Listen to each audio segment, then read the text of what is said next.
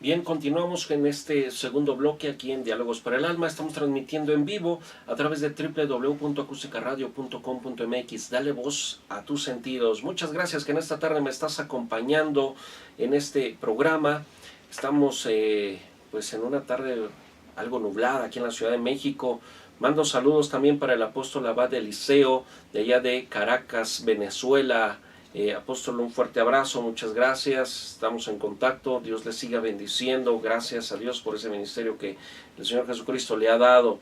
Y bien, comentábamos, ¿verdad?, hace un momento que leímos Lucas capítulo 1, versículo 77, ¿verdad?, y anteriormente Marcos capítulo 1, versículo 4. Bien, decíamos que el Señor Jesucristo vino con uno de esos objetivos, eran varios, pero uno de ellos, y yo creo que uno de los principales, fue el perdón de nuestros pecados. Recordemos que en el antiguo pacto, para que el Señor pues no viera los pecados del pueblo de Israel, ¿qué era lo que hacía? Bueno, pues se ofrecían sacrificio, ¿verdad? Los animales, y de acuerdo al pecado, pues de acuerdo era el animal que se ofrecía en sacrificio, oiga usted. Entonces, ¿qué era lo que pasaba? Bueno, pues se ofrecía en sacrificio, se degollaba, ¿verdad? Si era un buey, si era un toro, una vaca, qué sé yo, o inclusive un palomino, ¿verdad? O alguna palomita, se degollaba y bueno, se ofrecía la sangre en ese sacrificio.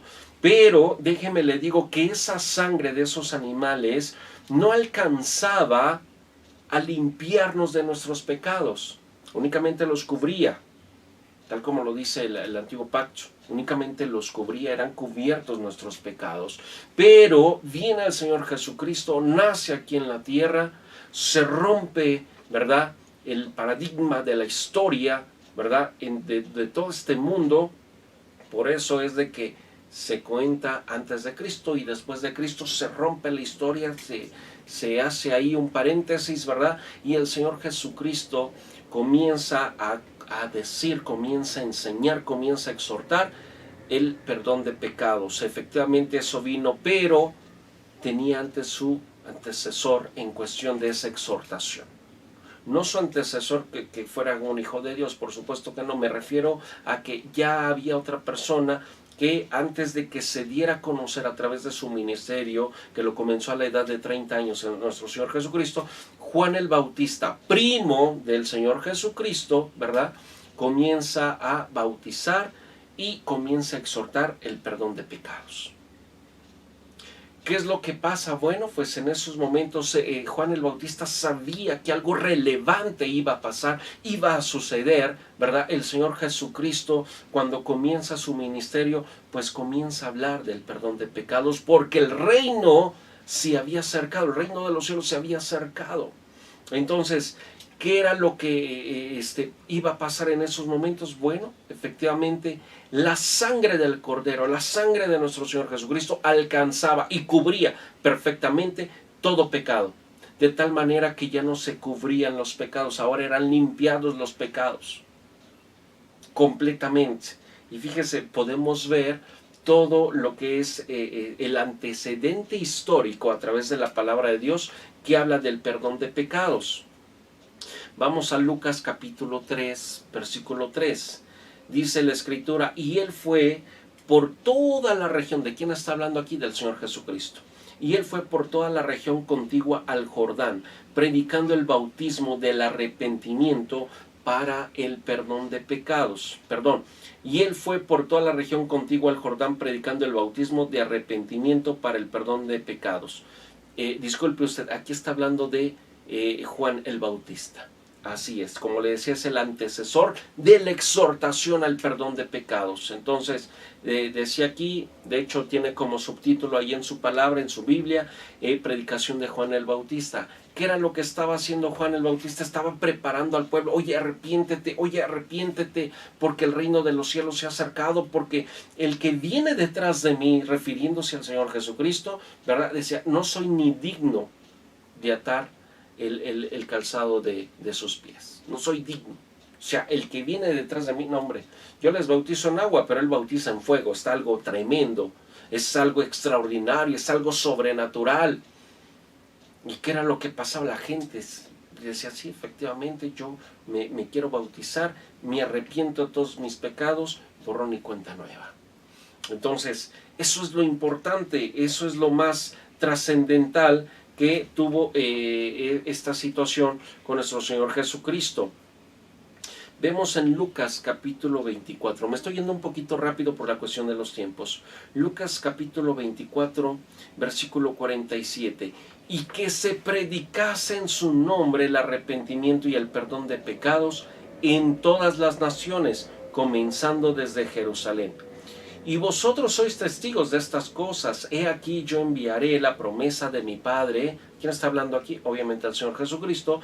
Sobre vosotros, pero quedaos vosotros en la ciudad de Jerusalén hasta que seáis investidos de poder desde lo alto. ¿A quién les está hablando aquí? A los apóstoles, a sus seguidores, a sus discípulos, ¿verdad? El Señor Jesucristo aquí enseñándoles, confesándoles, diciéndoles, exhortándoles, ¿verdad? Que haya ese arrepentimiento, de ese perdón de pecados, y que no nada más sea en Jerusalén, sino en todas las naciones.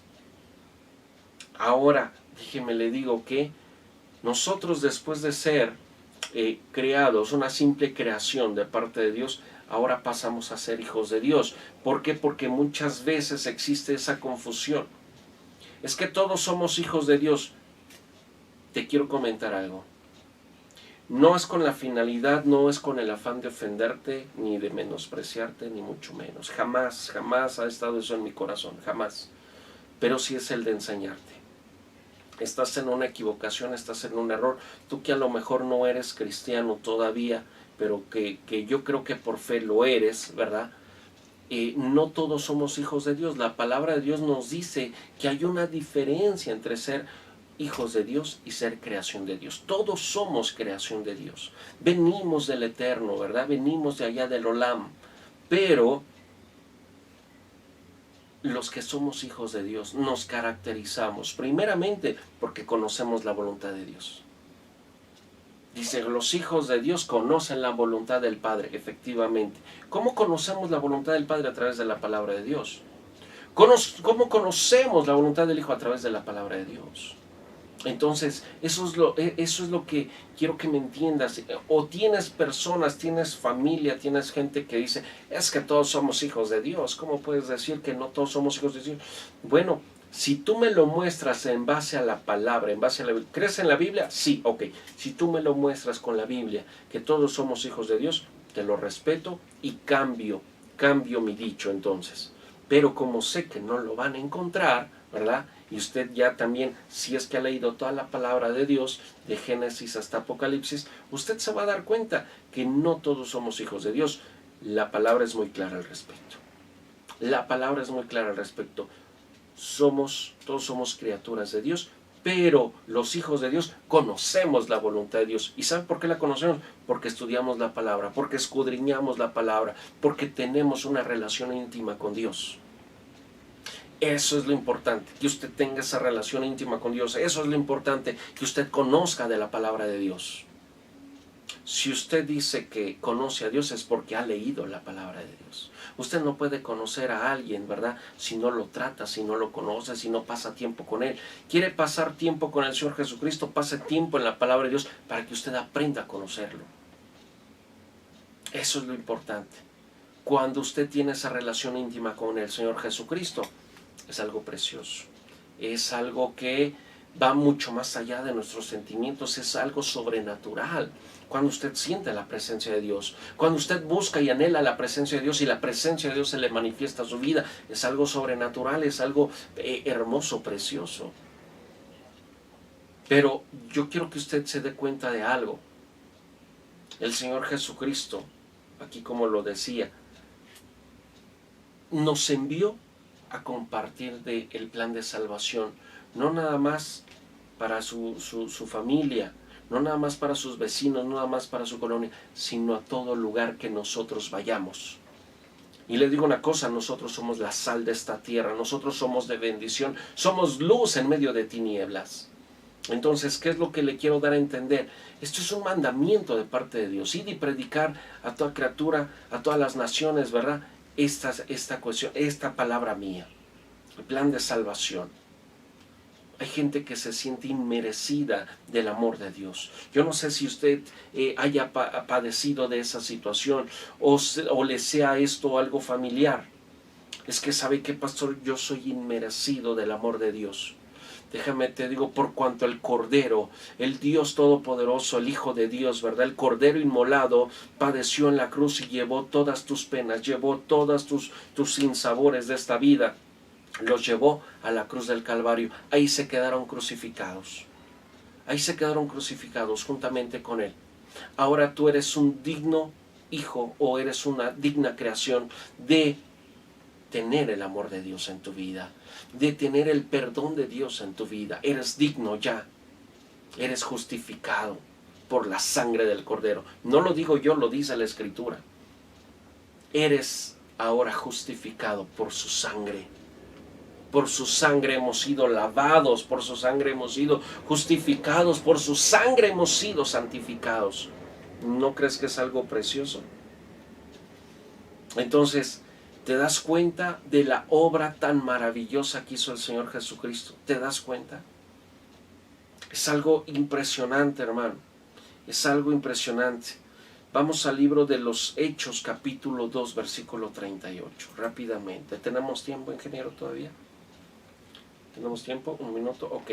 Dice la Escritura, Pedro les dijo, arrepentíos. ¿Ves? Ahorita ya el apóstol Pedro, por cuanto el Señor Jesucristo ya le había dicho, tienes que ir a todos sus apóstoles, tienen que ir a predicar la palabra de Dios, la palabra de salvación, la palabra de las buenas nuevas de este evangelio. Arrepentíos y bautícese cada uno de vosotros en el nombre de Jesucristo para perdón de los pecados. ¿Para qué? Para el perdón de los pecados. Y recibiréis el don del Espíritu Santo.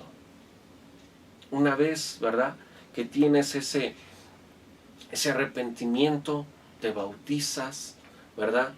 Viene el don del Espíritu Santo, viene esa promesa, viene ese regalo. ¿Qué quiere decir don? Es un regalo de parte del Señor Jesucristo. Él se iba, pero decía, yo voy a mandar a mi gemelo, voy a mandar a otro igualito que yo, el Espíritu Santo.